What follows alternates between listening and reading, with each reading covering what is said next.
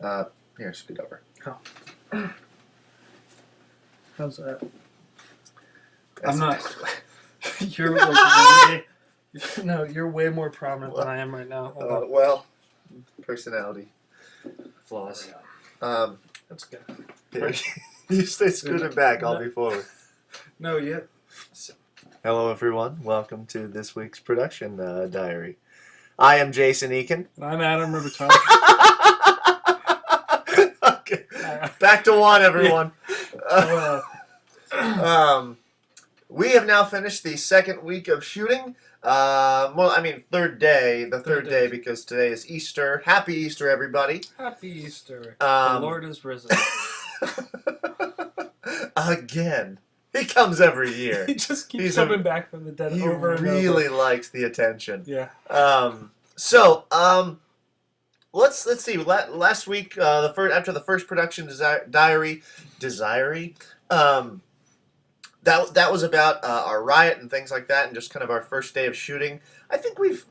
What do you think? Do you feel like you've kind of settled into the shooting mode? What do you feel like? Yes. Well, actually, that brings up something sort of that we didn't get to talk about last week. What? And because we did it at the end of the first day, is the withdraw from shooting. Gosh.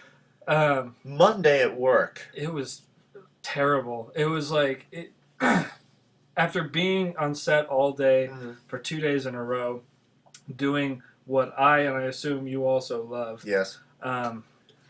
We went back to work, and it was just the most depressing thing in the entire world to have to come back to the real world, I guess. Yeah, do the grunt jobs. The real world that we don't want to be a part of. Right. Not that we don't want to have jobs. It's just those. I don't want to. I mean, at the risk of sounding kind of cliche.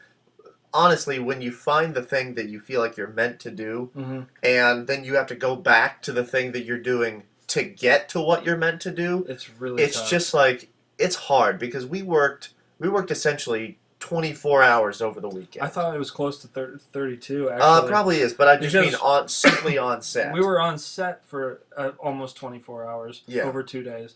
And then we would come back here and watch the dailies. And plan the next day. We went to IHOP. Mm-hmm. So it was roughly 32 hours in 2 days. But yeah, and the thing we were saying was, honestly, I would much rather do those 32 hours in 2 days over and over and over again than do 8 hours a day at the job that I have. Absolutely. And it's not that it's a bad job. It just doesn't compare. It just doesn't compare at all. Okay, so then these next 2 days of shooting have still been Tourniquet, right? But we're 90% done with Tourniquet now. Yeah, roughly. We have like 2 shots left. One of them is a plane and the hospital. Oh, that's good. But we have a couple stories. We went to what we call the Bond House, which is like this awesome house with a dome on top that looks like an old James Bond villain. And because it's in foreclosure or something like that, nobody exactly owns it, so we used its roof. Yeah. It's the easiest way to describe it. And we put the ladder up there. Yeah, I got on the roof just fine. I'm on the roof. I'm skipping around. It's a flat roof. Right. Well, I'm climbing up to take a look, and the ladder just goes right out from under the big slide, and so I fall and I hit my knee first, and that slid down, and I got a little scrape there. Oh. Then I went, bam, and it hit right on my stomach, like right there. I don't believe that. And I got a really massive bruise there. We'll leave to the imagination. It's pretty awesome. Unfortunately, it's disgusting. It's it is.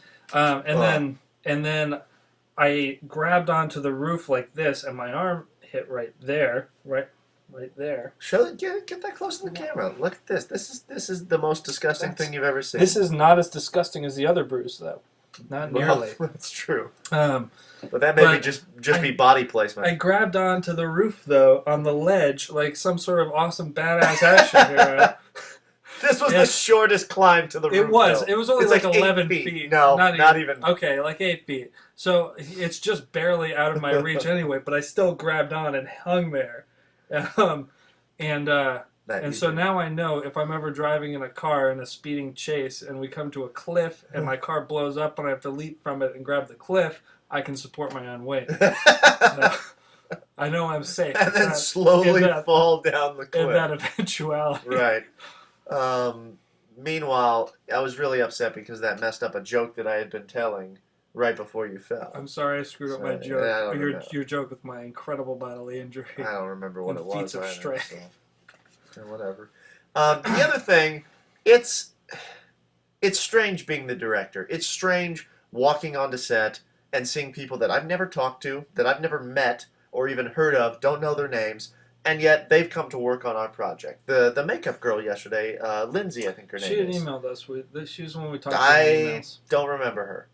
And either way, I didn't know what she looked like, had never spoken to her, and here I show up on set and she's there. Right. And it's just kind of surreal that like all and of the these extras people show up, yeah. and we don't know any of them. Yeah, When, never when met they them. get there, it is very Yeah, strange.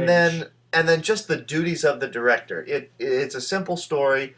I was just like eating something. I was eating something with a wrapper on set. Didn't know what the trash was, and so sorry, I went black there. I'm eating something. What is it? Our key grip. key grip. Matt Connolly comes up, and he says, "Do you need that thrown away? Here, give that to me." And I said, "No way. No, I'm not giving you my trash. That is an abuse of power. That is a clear breach of what you are supposed to do." And and I was just like, "No, there's no way I'm giving you my trash. Where's the damn trash can?" And he kind of like didn't get in my face, but he just came closer and he was like, "Listen, you guys are the directors. That means your responsibility is setting up the shot, making sure it's right, dealing with the actors. My job is to make sure that you can do your job as easy as possible. You do not need any distractions, so give me the trash." And was very serious about it. And it really, I don't know, that was really weird for me. It was really weird that someone that, to a lot of people, I think they would be like, this fucking director just made me throw away his trash. But Right. Matt does not see it that way at all. It's like to Matt, the constraints and the sort of code of every person has their job. He finds immense freedom in that. He doesn't see it as a slight against him or a constraint. And actually, I was thinking about this earlier today. It being Easter and all, and just like the idea of servants and masters and things like that. Mhm. It didn't make me feel like when he took my trash, because I eventually gave it to him. It didn't make me feel like I was above him. It made me feel really humble Right. that somebody was willing to do that. That he is right. Yeah, that he has no ego about it whatsoever. It was really really strange, but really kind of profound in a small tiny way. So, so that's what we're learning on set. Adam can't climb ladders, and I'm no longer required to throw trash away. So we've all learned a valuable We've all lesson. learned a valuable lesson.